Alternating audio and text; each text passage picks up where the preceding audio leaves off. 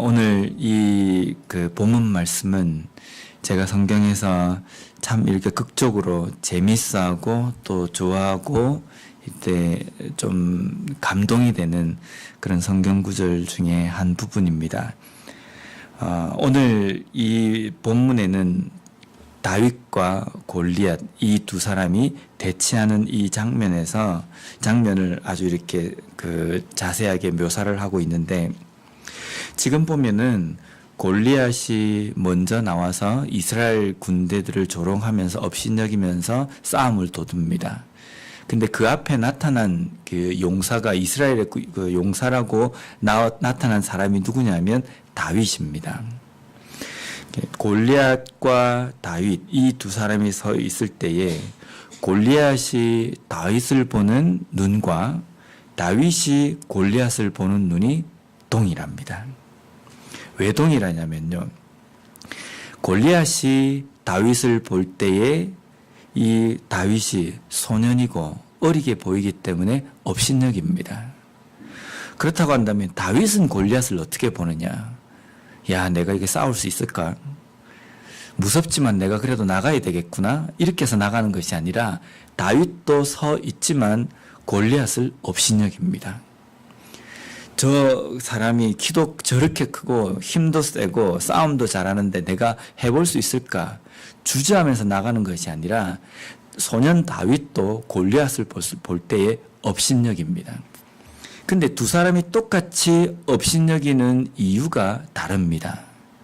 골리앗이 다윗을 업신여기는 것은 그의 외모 때문입니다.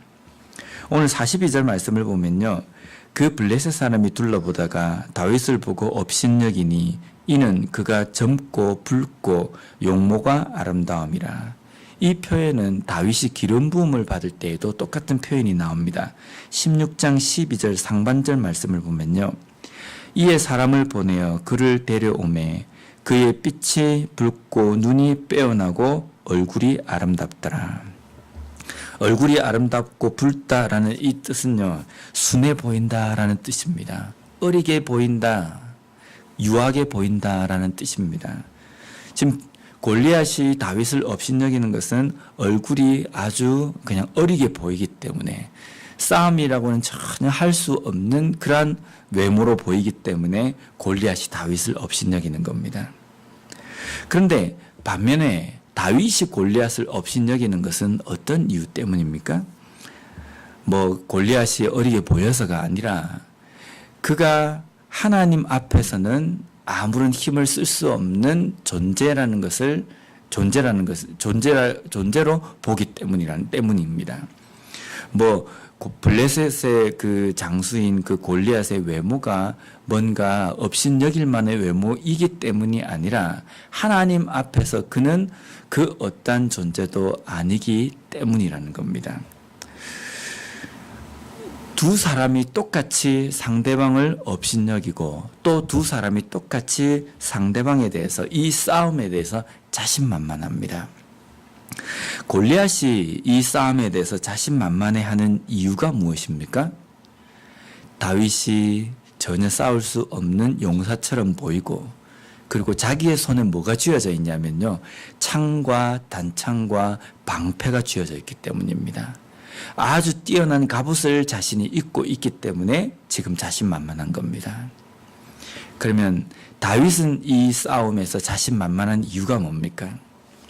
물맷돌을 가지고 있는데 이 물매를 내가 아주 오랜 시간 동안에 이것을 잘 다루었고 연습이 되어 있기 때문에 백발백중 맞춘다는 생각 때문에 자신만만한 것이 아니라는 겁니다. 내가 양을 칠 때에 곰과 그다음에 사자들이 와서 그 양을 물어갈 때에 그 곰과 사자들을 물리친 경험이 있기 때문에 내가 이 골리앗 앞에 내가 자신만만한다, 그것도 아니라는 겁니다. 다윗이 자신만만한 이유는 자기가 가지고 있는 무기나 경험 때문에 자신만만한 것이 아니라 그와 함께한 하나님 때문에 자신만만한 겁니다. 똑같이 서 있지만 한쪽의 사람이 상대방을 업신여기는 것과 또 자신만만한 이유와 또 다윗 쪽에서 가지고 있는 업신여김과 또 자신만만함이 다르다는 겁니다. 그리고 44절에 보면 골리앗이 이렇게 표현합니다. 그 블레셋 사람이 또 다윗에게 이르되 내게 오라 내가 내 살을 공중의 새들과 들짐승들에게 주리라 하는지라. 이게 장수들이 자신만만할 때 이런 말을 합니다. 그런데 다윗도 똑같이 이 표현을 씁니다. 46절 말씀해 보면요. 오늘 여호와께서 너를 내 손에 넘기시리니 내가 너를 쳐서 내 목을 베고 블레셋 군대의 시체를 오늘 공중의 새와 땅의 들짐승에게 주어 온 땅으로 이스라엘의 하나님이 계신 줄 알게 하겠고. 다윗이 표현하는 이 내용도 자신만만한 표현입니다. 하지만 다윗이 자신만만한 것은 여호와께서 너를 내 손에 넘기시리라. 하나님께서 이 전쟁의 주인이시기 때문에, 이 전쟁은 하나님 손에 달려 있기 때문에 하나님을 의지하는 나에게 너를 하나님께서 맡기실 것이다 라고 이렇게 고백한다는 겁니다. 우리가 인생을 살아가면서 우리가 이런 고백을 많이 하지 않습니까? 하나님, 저 큰 산이 내 앞에서 무너지게 해 주십시오. 이 어려움이 내 삶에서 사라지게 해 주십시오. 우리가 그렇게 기도를 합니다.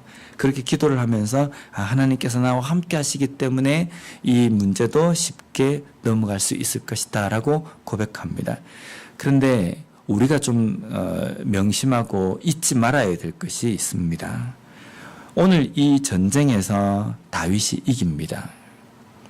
보잘것없는 무기, 보잘것없는 외모이지만 모든 것이 갖추어져 있고 완벽한 골리앗을 쓰러뜨려 버립니다. 보잘것없는 무기로 쓰러뜨려 버립니다. 그러나 영적인 눈을 열고 보면요, 다윗은 보잘것없는 무기를 갖고 간 사람이 아니라 그 어떠한 것보다 완벽한 무기로 무장되어 있는 사람입니다. 그것이 무엇입니까? 믿음입니다. 그와 함께하는 하나님을 믿는 그 믿음 때문에 그 높은 골리앗과 같은 산이 무너진 겁니다.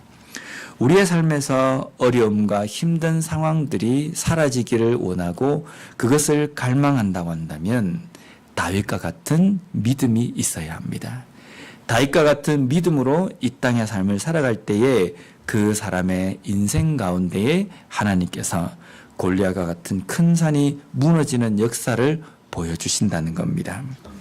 오늘 우리의 삶에서, 내 삶에서 골리앗과 같은 그러한 큰 산이 무너지기를 원한다고 한다면 점검해야 될 것은 내가 다윗과 같은 그러한 믿음으로 살아가고 있는가라는 겁니다.